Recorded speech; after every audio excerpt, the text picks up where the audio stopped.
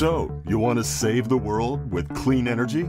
Make money doing it? Confused about the economic and technical realities of residential and commercial solar, batteries, heat pumps, EVs? Want the real-world scoop on new energy technologies, not manufacturer hype? Then tune in to the Weekly Energy Show, hosted by Barry Cinnamon. Insights from Barry's 40-plus years in the solar and energy industry will help you understand the future ways we'll generate and consume energy. And now, here's Barry.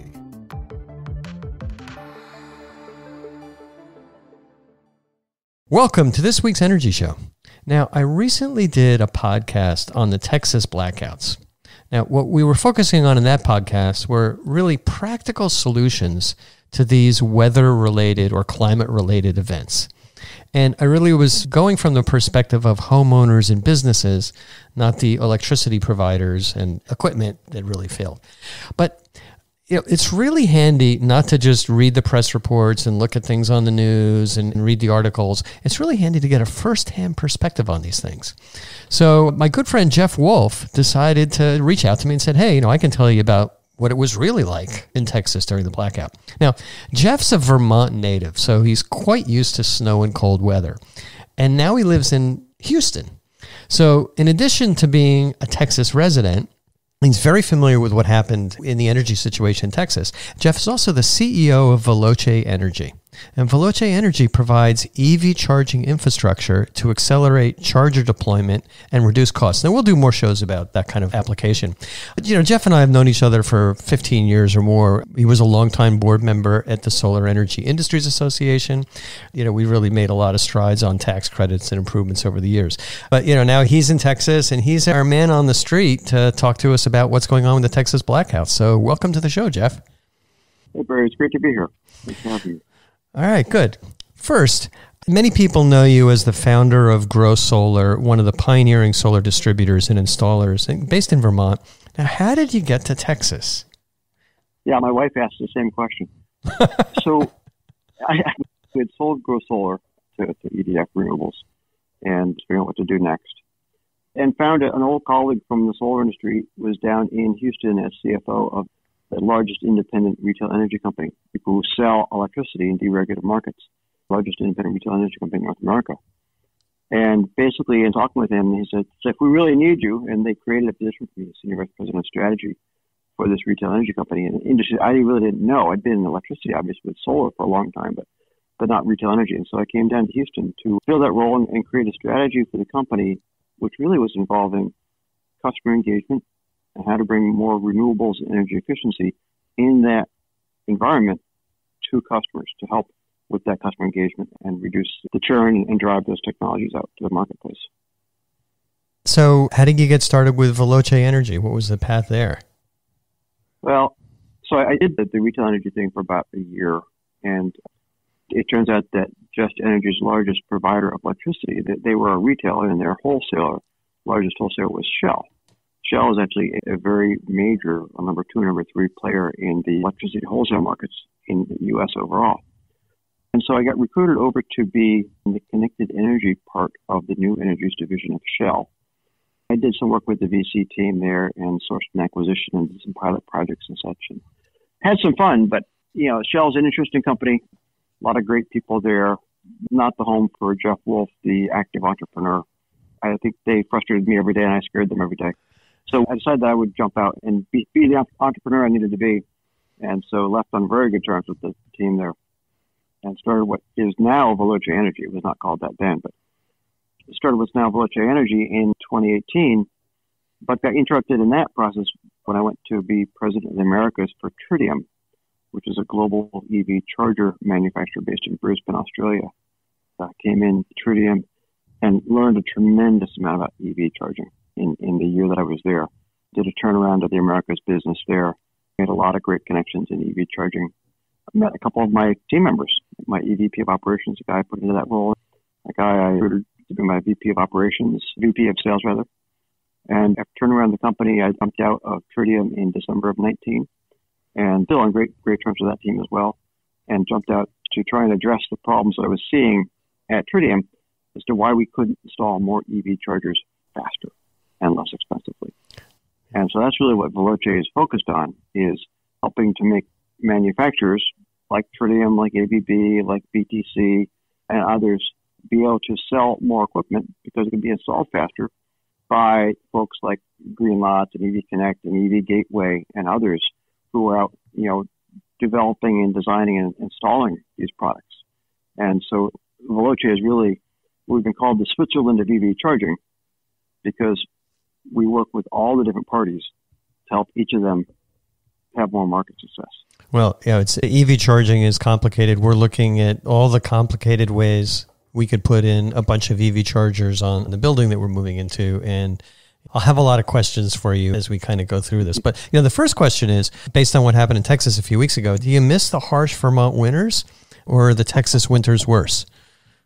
Weather anywhere is made okay and acceptable if you're given the tools to work with it, right? So if you had no winter jacket and no insulation in your house and you lived in Vermont, that'd be a tough thing. Similar, if you had no air conditioning and you lived in Texas, it's a pretty tough thing. So what we have, is a combination of where we live in Texas and we're well equipped for the hot summers and incredibly ill equipped for a cold winter. And, cold winters don't happen much. Cold winter here is, when I wake up and it's 40 degrees outside, that's really cold. So we're horribly unprepared for freezing temperatures. And, we got down to 13 degrees in Houston and 6 degrees in Austin and negative 2 degrees in Dallas during this cold weather storm. Wow. All right. So what did you do to prepare for these outages? I know you talked about solar and storage, but tell us a little bit about what you did, how that installation went in Texas, and how it worked when the lights went out. Well, actually, one of the things about this storm was that there was some publicity about it ahead of time. But the general populace, myself and my wife included, who were pretty knowledgeable about weather and energy and such, we weren't ready for a massive grid failure. We didn't prepare for that. We didn't go out and stock up. We have food in the house always because we're prepared for hurricanes, but we didn't do anything different or special. So fortunately, long before that, as we moved down here, Dory and I did what we always do on houses. We put solar and we put a battery in. And so we've got about a 9 kilowatt solar array on the roof, a 10 kilowatt battery in the garage, and have it set up to be backup power when we need it. We also, interestingly, have 2 electric cars in the garage and talk about how those were also useful in this disaster. So what happened when the power went out? Did it go out at night, during the day, the lights flicker and just not come back? How did the system perform and what was working? Yeah, Monday night was when it got real cold and, we had stayed up. I had been up in the middle of the night, had, flushed toilets and run water and such, trying to keep the pipes from freezing because in Houston, in older houses like ours is, until 1965, all the piping runs in the attic above the insulation. And we've got extra insulation in our attic, and the pipes still run above the insulation. So they're exposed to the outside cold. So we had run the water and such, but not enough. We woke up and my wife turned the shower on. It went drip, drip, drip. And so we immediately started to try and, throw blankets and towels and everything else over the pipes in the attic, and eventually got the shower to run. And then, about 9 o'clock in the morning, the power went out. And people had been out of power before that in different areas of the city, but power went out here, and it really just went bang, out, done, and did not flicker, did not make any thoughts of coming on until 36 hours later or so for us. And so what happened was, we saw the power went out, and it's a little bit embarrassing, but we didn't think our heat was on our backup power system because our heat is an air handling unit, which does our air conditioning. And we knew that the air conditioner was not on backup power because it's too big for a system to handle. But it turned out that the fan was on backup power, and we have gas heat in there. And so the fan came on, the gas heat came on because the controls were energized. And so we had heat from our air handling system. And so, we realized that we had no idea how long our battery would last. So we, immediately set the thermostat down to 50 degrees, figuring 50 degrees is a lot better than 30 degrees. And, started working that way. And we basically, we had our computer, our laptops on, which don't take much power. I turned off my extra screen, so I just had laptop on and had the refrigerator on and had a couple lights on. That was pretty much it. We had internet for a while, and then the internet failed. Both internet and cell failed because they're all powered out in the neighborhoods without backup power. So one of the really distressing things about this whole situation was there was no communication. We did get weak cell phone signals. We could talk to people. It was very difficult. We did get text messages, though. They'd be delayed, but we'd get text messages. And normally in a disaster, a hurricane, bad thunderstorms and such, we get text messages from the city of Houston, every 15 minutes. And then we have, all the different alerts you get on your phones and such. And the stark thing was we got nothing for 3 days. We got an alert Monday morning saying it's going to freeze tonight. The next alert we got was Thursday morning saying it's going to freeze tonight. And then I think it was, I forget if it was Wednesday or Thursday, the water pressure started going down because some people were running their pipes a lot to stop from freezing, and some people had burst pipes. And power had gone out to a lot of the pumping stations that pump the water pressure. And so water was just trickling out of our faucets, which of course is you then get a boil water order. We did get that notice. But then you also have two other fears which come on. One is most people can't flush their toilets, which is a huge sanitation problem. We had rain barrels out in the garden. My wife is an avid gardener, and so she had rain barrels around to collect water, and we were able to use rain barrel water, which was good accidental preparedness. But then the other thing is you worry about fire. Because if a fire happens, there's no way for the fire company to pump water to fight the fire. Yeah, you couldn't even call them to say there's a fire, to say, oh, that house is burning. Yeah, you might have been able to call them, get a signal somehow. But yeah, even if you did, they could arrive and not be able to do anything.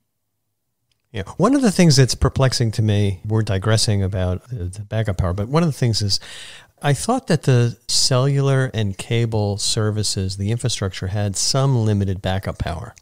So, maybe there's a battery on those things for 6 hours. I mean, maybe that's a good way to do it, is say there's some limited backup power, but it's not on every station by far.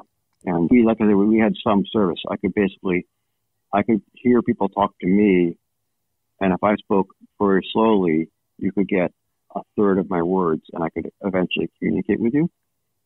But it was like the old 2G days of cellular, wow. Right? As we go to more and more 5G, there's so many 5G stations that none of them are backed up by anything. They're all grid power. Huh. That's amazing. So I understand the situation with water. What about getting food, and what about getting gasoline from filling stations?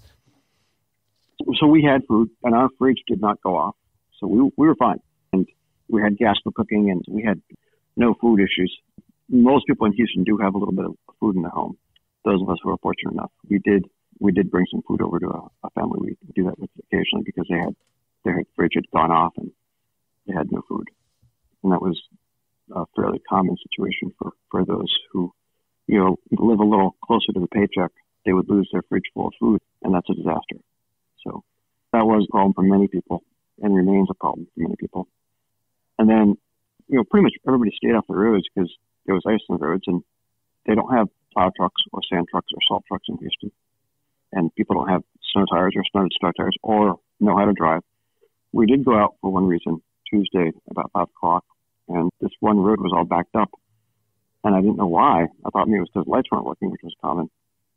But it was because there was a big line at a gas station. I hadn't seen a line at a gas station in, decades. 1974. Yeah, and 78 was the second one, yeah. So there was a gas station that had power, so they could pump. We didn't have that problem. We had our vehicles charged up to 80 or 90% before the storm, and we had enough fuel to get quite a ways. Maybe not enough to drive in the cold weather to Louisiana where they had power, because I don't know that there were any supercharger stations that were online at that point. Yeah, well, the same thing happened with Hurricane Sandy back on the East Coast in New Jersey. I mean, my family had a backup generator, so they had their furnace working and the thermostat and the refrigerators, but nobody could get any gasoline for like a week because the filling stations didn't have power, and so they couldn't pump the gas. I was in D.C. at a meeting and stayed over through Hurricane Sandy, which pretty much missed D.C., although I did decide to go inside when a piece of metal flew by my head. And then I drove up through kind of inland and realized all of a sudden I needed to get gas, and all the gas stations are closed. And I finally found gas at the Montville rest area. On the Garden State Parkway, just south of the New York border. Parkway, yeah, yep. Yeah. And waited in a 45-minute line or whatever to get gas because that was it. I needed to get gas. Wow. All right. So how did your friends and neighbors kind of get by? How did they thrive or suffer, and what kind of changes are they making to their house? Several of our near neighbors had generators. One put a cord from their neighbor's generator over to their house and was able to, get a couple of heaters going that way. Neighbor across the street had a small portable generator that they would run once in a while to bring some heat into the house.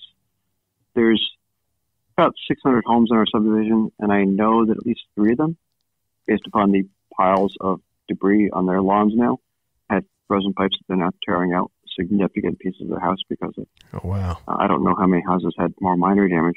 We froze our irrigation sprinkler backflow preventer, so we've got to replace that. That's a pretty minor thing in the scheme of things. But I think a lot of people had, minor frozen pipes.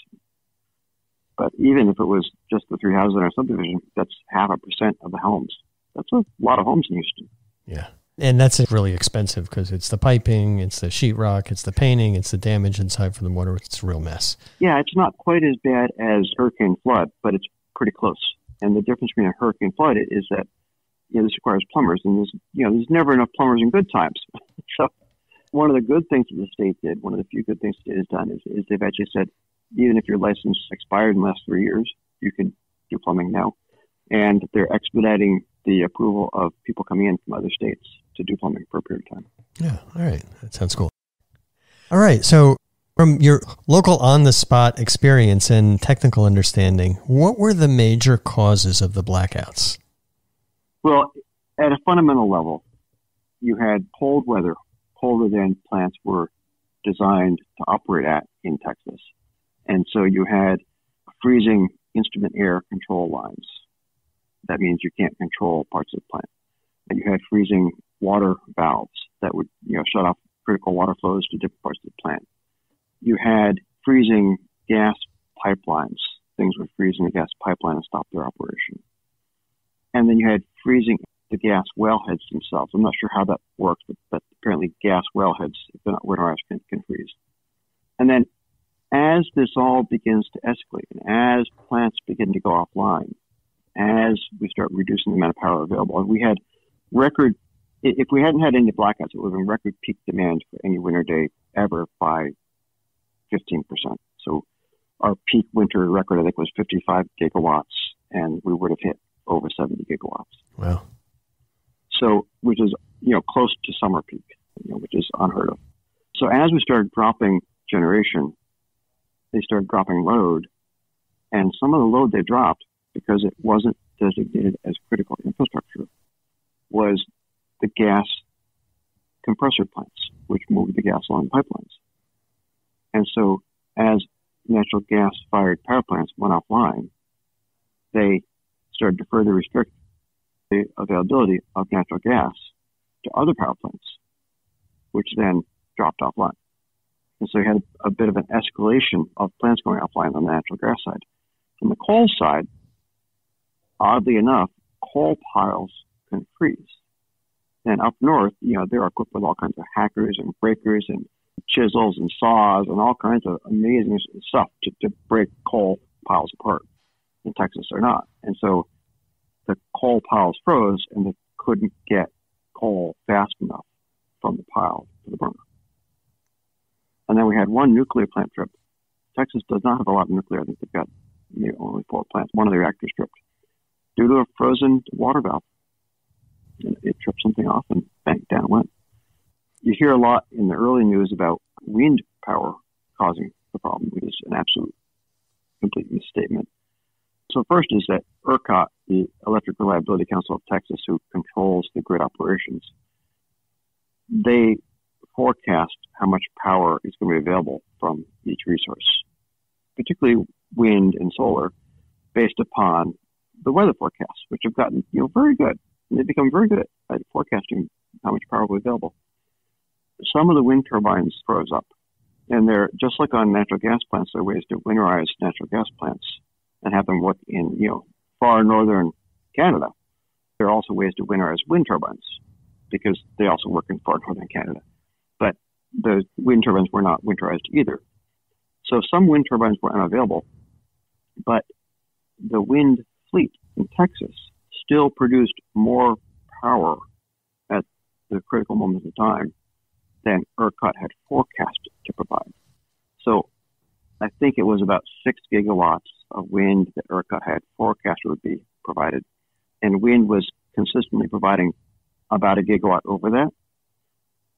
Now, people will say, but wind has, I think it's 18 gigawatt or 25 gigawatt of nameplate capacity, and it was only providing 7 gigawatts. Well, that's true. Well, it does have that nameplate, but ERCOT forecast is what matters. And ERCOT always forecasts much lower in the wintertime because our winds in Texas are not as strong in the wintertime. And so what matters here is what the natural gas generation expectation forecast was and what it actually did, and what the wind generation forecast was and what it actually did. So wind overperformed its forecast.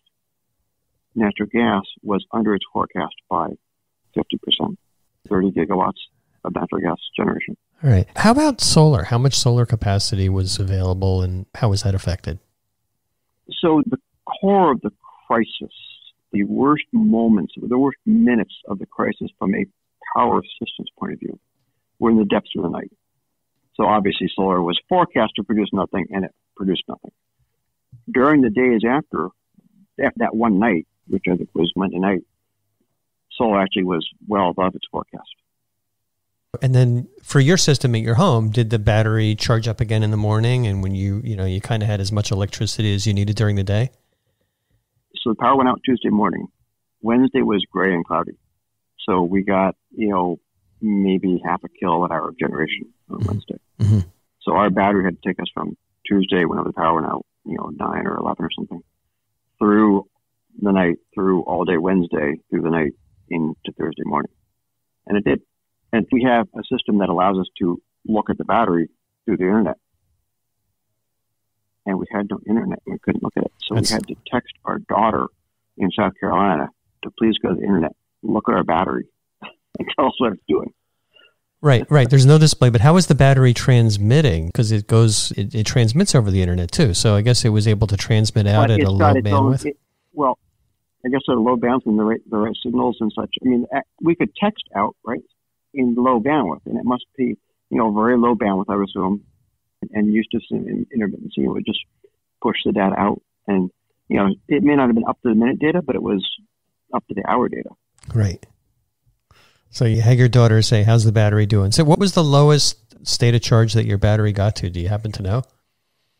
I don't think we went below 30%, which we were really surprised at. We were surprised at how little fan unit used. That's good. They don't use that much. It's a few hundred watts when it's running. It's not running the whole time. Yeah, and we turned the temperature way down so it didn't run as much. Right? Yeah. And refrigerators don't use much at all anymore. Yeah.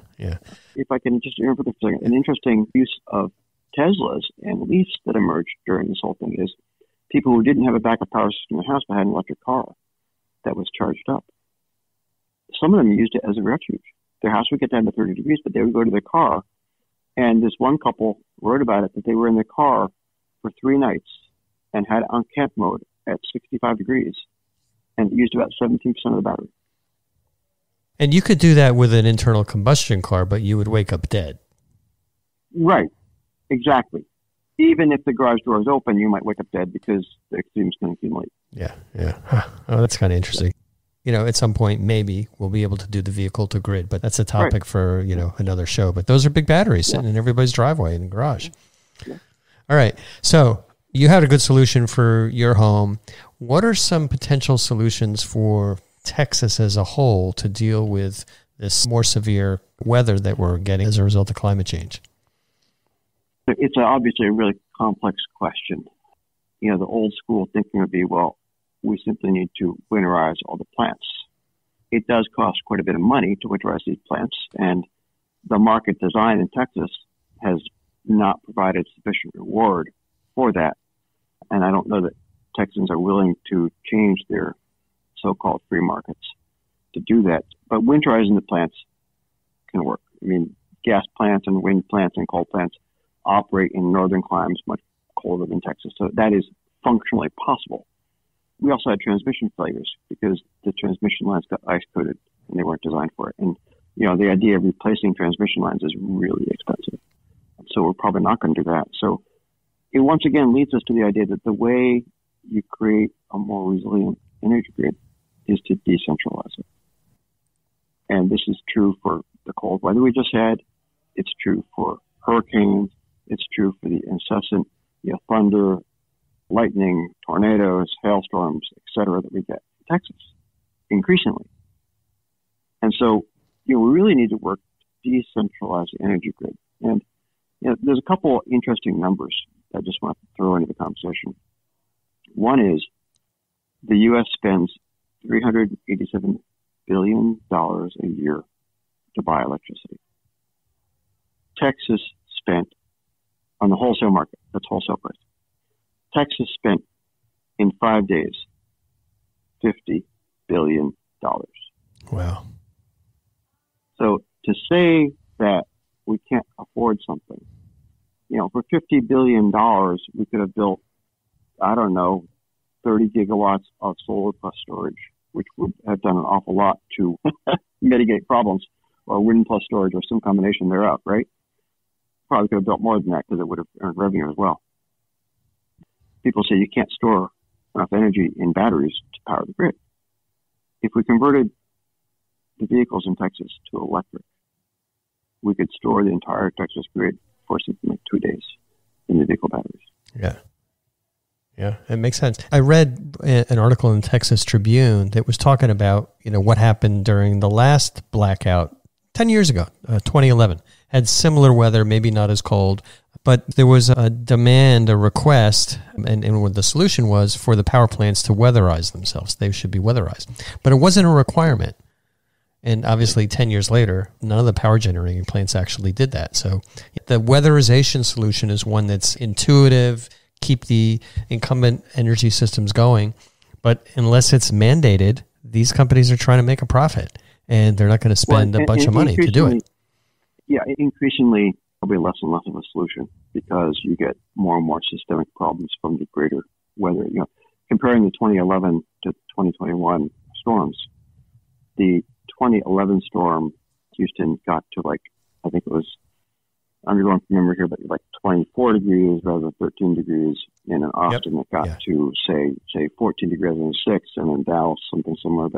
And it also lasted about a third of the time. The duration was not nearly as long.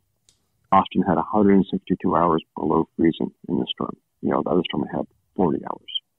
And that kind of thing makes a big difference as to, how much you need to winterize something to make it survive. Yeah, yeah. If we start saying that these things are going to get worse and worse and worse, well, you can't winterize to the last storm. Yeah, looking at what the Texas Railroad Commission is thinking about doing, this is a quote, "We don't want to mandate weatherization. We don't want to mandate elaborate emergency plans. We're going to let industry self-regulate." This was Representative Eddie Lucio. Of course, the Railroad Commission, just despite their name, they are the oil and gas regulator. Right. It's the Public Utilities Commission, which regulates the entire electric generation industry. Regulates being a loose word. So it looks like good solutions are to, make sure the grid is more distributed. But on the other hand, there's just so many incumbent business interests at the Texas Railroad Commission, ERCOT, the PUC, to kind of keep the fossil fuels flowing and just hope that it doesn't get cold again. So where is this really going to end up? It's a perfect storm a little bit of desire for no regulation in ideological level, not a results level. Incumbent interests, oil, gas, electric generation side, a lack of ideological-driven politicians who won't consult with experts to determine what should happen here. So they drive ideology rather than driving sound policy.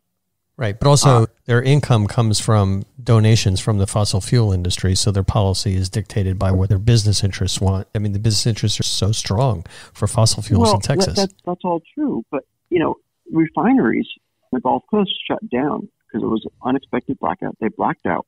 They didn't have any time to prepare. And when you shut down a refinery that way, it takes weeks to come back. Yeah.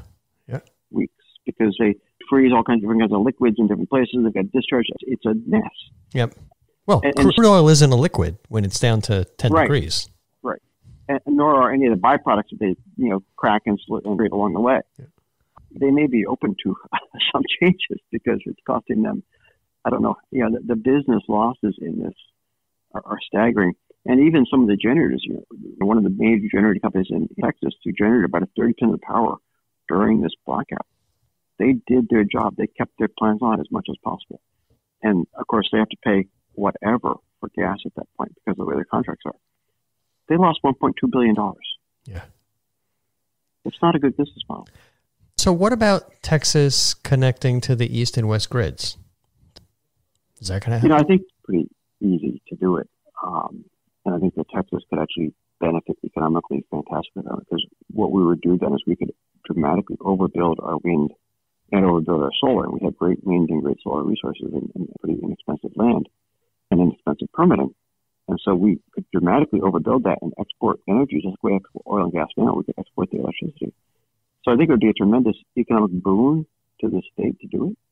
I fear we're going to spend billions of dollars to prop up what exists in the way that exists and more billions to make sure that we have a heavy blanket over our head to ignore it all. Yeah. My inclination is based on what happened in California with the blackouts and the fires over years and years and years and the actions that we're taking now. I mean, every year we hear we're going to get this solved. We're going to have backup power. We're going to have microgrids. We're going to trim the trees. And every year for the last 3 years, we've had similar problems. I don't see them getting significantly better. But just for context, as horrible as your problems were in California, the Texas blackout disaster dwarfs the economic scale of everything that's happened in California in the last 5 years. Dwarfs it from an energy point of view. The $50 billion spent on electricity, economic damages, the insurable economic damages will surpass Harvey, which was Texas's biggest natural disaster up to this point in time. Yeah. And neither of those count the business losses and business bankruptcies and business interruptions. This is a $100 billion disaster. Yeah, and it could very likely happen again in fewer than 10 years. So kind of circling back, what do homeowners and businesses do to try and avoid this next thing? It might be I don't know, it's an earthquake. It could be another flood. It could be another hurricane. It could be another cold snap. What can people do to maintain that reliability that they need for their homes and businesses? Yeah, it starts with the simplest things. We now know how exposed we are to water. And it's a little easier for homeowners to have access to a backyard or whatever. Keeping a rain barrel for water. Really cheap and easy to do and connected to a gutter and it self-fills and self-drains and it's great. That's pretty easy. Having some backup way to cook. Right? Either your outdoor grill that you should keep outdoors, but gas grill, make sure the gas bottles are full and such like that. Keeping your normal hurricane supplies on hand like we do. It starts getting harder when you get into heating and such. And so, oddly, the cheapest thing to do might be to buy a used Nissan Leaf. And that becomes your refuge for both heat and cold when there's no power. But the next thing you do, obviously, is you put a solar system and battery on your house. And you try and size that battery and understand, unlike we did, understand what your heating system is and how long you can run it and what that takes. And maybe do an efficiency upgrade on the heating system as well to try and tie the whole system together. We'll certainly be doing some additional upgrades on our house to make it work better as a refuge and an ark because we've now realized just how exposed and how alone we are in Texas in terms of keeping ourselves safe and warm and fed. It's harder for those in apartments, be they high-end apartments or not high-end apartments. It's harder for those folks to figure out how to be resilient there. Real difficult options. So you had that experience. You have a 10 kilowatt hour battery, 9 kilowatts of solar on the roof. It was cloudy for a couple of days. You can't generate a lot of power. Would you put another battery in? Would you kind of beef that up in your own system? Yeah, we're definitely planning on putting another battery in. We're going to look at changing from a gas heat to a heat pump because the gas is not really reliable either. We happen to not go out for us, which was good, but there is concern that the gas can go out in this kind of situation as well. So I don't know if we'll do it or not, but we'll look at putting a heat pump in. We may look at putting in a small heat pump just to do a room or two as kind of an emergency backup system. You'll need a bigger battery for that, obviously. But right. I mean, we've had great experience in our house. We've got 2 batteries and we've got a 12 kilowatt system. And the tricky thing about the heat pumps is you need to get one that's very efficient with a variable speed compressor. And if you do that, then, you can just have one room going if it's zoned, or two rooms and the thing's not really cranking. Right. And then, they literally sip power. I mean, it uses like 500 watts. It's almost nothing, which is pretty good. You close the house in and you just do a few hundred square feet and you make a shelter in a shelter. Yeah, that'll do it. Yeah, so I mean, that's kind of the obvious thing. I mean, it works for you. It's not that expensive. You can finance the thing and still you'll end up with positive cash flow. So it's definitely going to be the trend. And I just see how slowly California's moved. And, as you mentioned, because it's such an ideological thing of Texas being energy independent and their legislature only meets every other year, it's going to take a long time before they really solve some of these big problems. Well, Texas does only meet every year, but it's like every other legislature. They have study committees and they work when they're not in session officially. They just can't pass bills, right? Mm-hmm. So if we had an actual non-ideological desire to make something important happen, Texans can make it happen. Texans absolutely have the ability. I mean, look, Texans did figure out how to deregulate, and that was not all that long a process. And you can say it's bad or good, but it was pretty darn innovative at the time. And was a huge lift legislatively, but they got it done. So Texans can do big things in energy when they want to. It's just a question of creating that want. I think it's while we value individual resilience, electricity has become kind of a societal provided good, and we want to all chip in, and it's a lot cheaper if we can kind of do it together. And so, the idea of putting, rather than more batteries at every house, which doesn't work so well for apartment dwellers, putting more batteries distributed around the grid to support the grid better at its different locations, I think is one step we should be looking at. And then putting more distributed solar and more distributed wind even. I don't mean small wind, but I mean big wind, but don't put it all in West Texas. Put some in Corpus Christi, put some on the Gulf Coast of Houston, where we have different wind regimes that operate at different times and co-mingle and really support each other. So we can get more wind at more times of the day, more times of the year into the grid. So it's really distributing everything out more is what will provide so much more resilience to the whole system, and will trickle down, if we do it right, trickle down to the homeowner level. Yeah, the challenge is there's so much of a fossil fuel energy mentality in Texas that it's going to take a while to get over that. I still remember, it might have been a dozen years ago, there was SPI in Austin, and I had a Go Solar sticker on my suitcase, and I checked the luggage in Austin, and I couldn't find my bag when I got to San Francisco because it was a black bag, and I was looking for a big orange sticker. And somebody in Texas had peeled off the sticker that said "Go Solar," and so it's an attitude thing too. It's going to take time. Yeah. Things maybe are beginning to change. You've got quite a new stance from both BP and Shell. They're trying to move faster than they were even 2 years ago into a more of an electric paradigm. So that's helpful. You've got even some of the American oil companies are under quite a bit of pressure to move. So we're beginning to see that could begin to tip a little bit. But you're right, until that really tips and they start to lead the charge, it's a hard uphill battle. Yeah.